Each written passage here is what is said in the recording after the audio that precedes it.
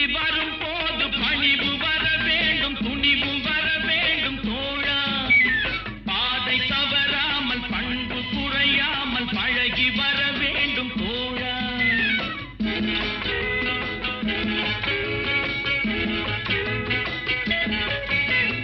பதவி வரும் போது பணிவு வர வேண்டும், துணிவும் வர வேண்டும் தோழா.